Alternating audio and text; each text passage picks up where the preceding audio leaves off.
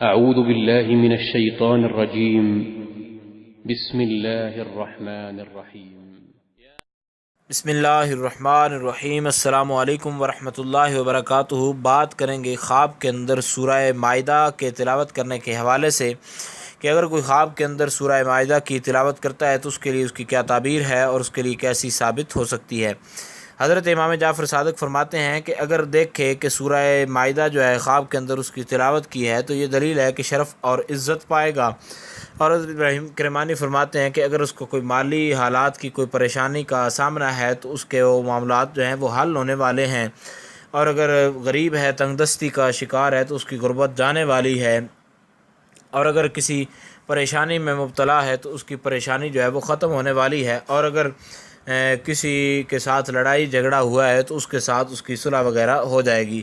امید کی جا سکتی ہے کہ خواب کے اندر سورہ مائدہ تلاوت کرنے کے حوالے سے جو تعبیر تھی آپ کو وہ اس کا پتہ چل گیا ہوگا۔ پھر بھی اگر آپ کو کوئی کسی خواب کے حوالے سے کوئی ڈاؤٹ ہو، کوئی مسئلہ ہو کسی خواب کی تعبیر کے حوالے سے، تو آپ نیچے کمنٹ میں پوچھ سکتے ہیں، انشاءاللہ آپ کو آگاہ کر دیا جائے گا۔ السلام علیکم ورحمۃ اللہ وبرکاتہ۔